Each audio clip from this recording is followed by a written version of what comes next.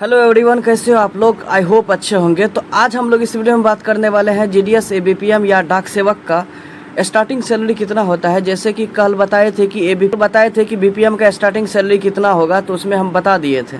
ठीक है, उसका क्या क्या टीआरसीए है, डियरनेस अलाउंस कितना मिलेगा, ऑफिस रेंट अलाउंस कितना मिलेगा, तो ये सब कितना डिडक्शन होगा, तो वो सब चीज़ आपको बता दिए थे जीडीएस बीपीएम के बारे में, जो कि कल का वीडियो था फर्स्ट स्टार्टिंग सैलरी।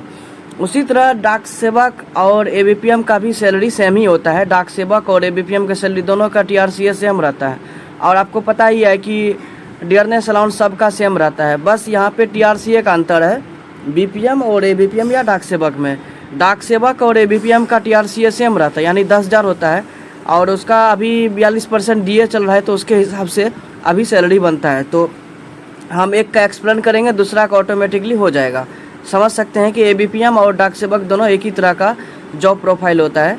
ठीक है, फील्ड वर्क करना पड़ता है, यानी कि डाक सेवक को अकाउंट ऑफिस से ब्रांच ऑफिस मेल लेके जाना रहता है, और ब्रांच ऑफिस से अकाउंट ऑफिस मेल लेके जाना रहता है। इसी तरह एक्सचेंज होते रहता है।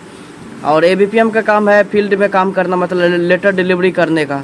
तो दोनों का लगभग बेसिक सैलरी सेम ही रहता है, यानी कि टीआरसीए सेम रहता है। तो यहाँ पे देखिए, मेरे पास यहाँ पे एक एबीपीएम का सैलरी स्ट्रक्चर है, यानी पे स्लिप है, जो कि सितंबर का था। तो उसमें हम बता दे रहे हैं कि अभी देखिए 42% डियरनेस अलाउंस है, करेंटली 42% डियरनेस अलाउंस है। तो उसका टीआरसी अभी 10,000 है। ठीक है, जब भी कोई स्टार्टिंग ज्वाइन लेता है तो उसका लेवल 1 में ज्वाइनिंग होता है, तो उसका टीआरसी अभी 10,000 होगा।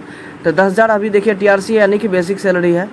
टीआरसी मतलब बेसिक सैलरी, ये समझ सकते हैं। ठीक है, डियरनेस अलाउंस अभी 42% है, तो उसका डियरनेस अलाउंस कितना मिल गया है 10,000 का, तो 4200 मिला, यानी 4,200 मिला है डियरनेस अलाउंस। और फिक्स्ड स्टेशनरी चार्ज 25 रुपीज़ मिलता है। तो ये सब जोड़ करके 14,225 रुपीज़ उसको मिलना चाहिए। लेकिन यहाँ पे क्या है ना, ईडीजीआईएस का 50 रुपीज़ कटता है, और प्रॉफिट टैक्स 110 रुपया कटता है। तो टोटल 160 रुपया कट गया। तो यहाँ पे उसका सैलरी कितना हो गया टोटल 14,065 रुपया। ठीक है, तो 14,065 रुपया ले सकता है।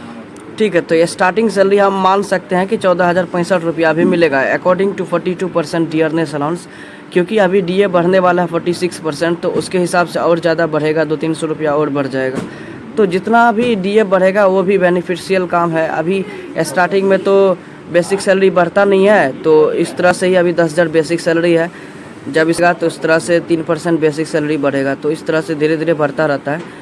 फिलहाल स्टार्टिंग सैलरी अभी इतना ही मिलेगा, मतलब 10,000 टीआरसी है, और करंट में जो डीए है उसका जोड़ करके प्लस फिक्स स्टेशनरी चार्ज 25 रुपया मिलता है। तो ये सब मिला के 14,065 रुपया मिलेगा। ठीक है, तो 160 रुपया सबका अभी कट रहा है, कटेगा भी, क्योंकि टैक्स और ईडीजीआईएस का तो लास्ट में मिलता है, जब रिटायरमेंट हो जाता है तो ईडीजीआईएस का बेनिफिट मिलता है। तो इसके लिए घबराना नहीं है, धीरे धीरे और सैलरी बढ़ता है, और आपको अपॉर्चुनिटी मिलता है इंश्योरेंस करने का, पोस्टल लाइफ इंश्योरेंस, वो सब करेंगे तो और ज़्यादा सैलरी मिलता, मतलब जोड़ करके आपको एक कमीशन मिलेगा। इधर दशहरा के टाइम कमीशन भी मिलने वाला है बहुत ज़्यादा। जो एबीपीएम था, वो लोग अगर इंश्योरेंस ज़्यादा किया है तो वो लोग को कमीशन मिलेगा। इससे ज़्यादा तो कमीशन कमा लेता है एबीपीएम, अगर वो ध्यान से काम करता है तो अगर फिक्स सैलरी की बात करें तो 14-15 हज़ार मिल ही जाता है एबीपीएम को। और अलग से काम करेंगे, इंश्योरेंस वगैरह करेंगे, तो उसमें इंसेंटिव मिलता है। तो ये सब चीज़ है।